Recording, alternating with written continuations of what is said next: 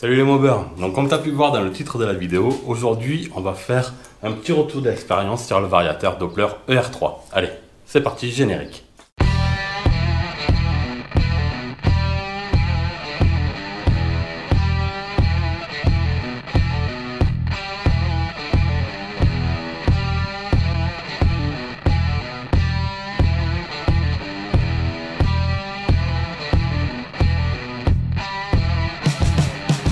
Le variateur Doppler ER3.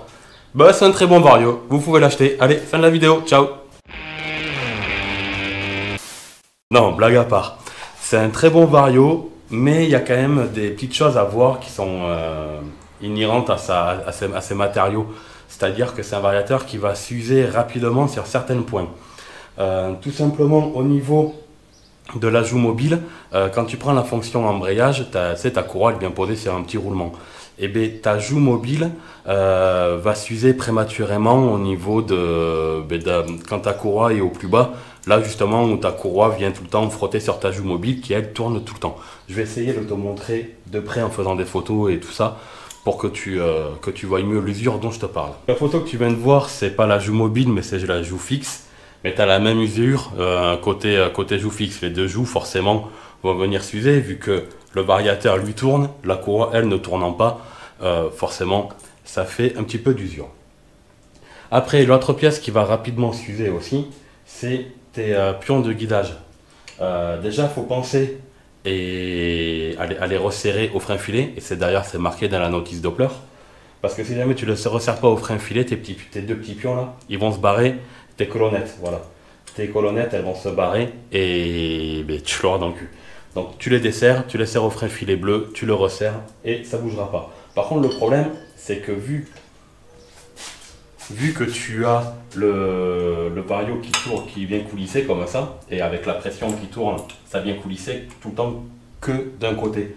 Donc c'est vrai que cette partie-là va un peu se bouffer rapidement, mais ça continue à fonctionner malgré que ce soit un peu usé, donc c'est pas vraiment bien gênant. Donc ok, tu as du jeu comme ça, c'est un variateur qui a du jeu, mais qui fonctionne quand même.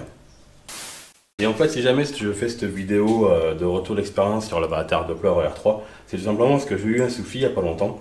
Je n'arrivais plus à utiliser la plage totale du variateur, c'est-à-dire que ma courroie restait toujours 8 mm en retrait à peu près.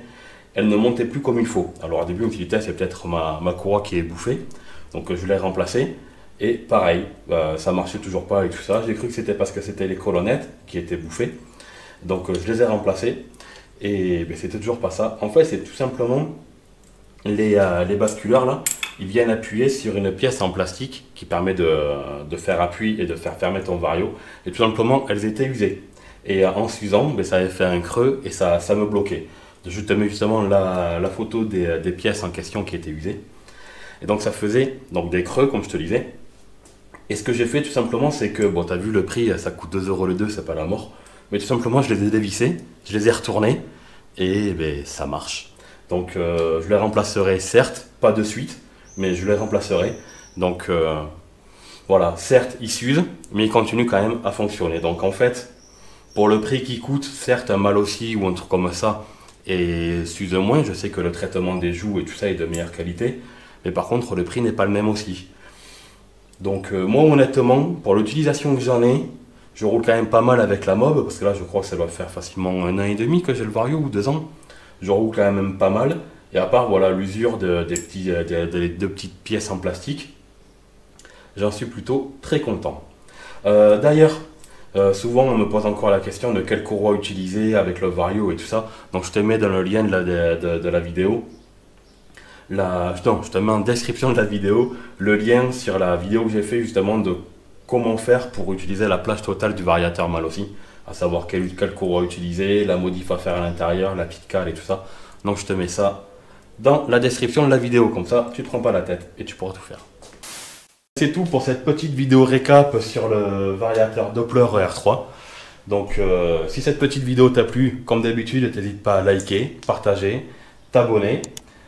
N'hésite pas aussi à mettre un petit commentaire, ça me fera plaisir d'y répondre. Et puis moi je te dis à la prochaine. Ciao.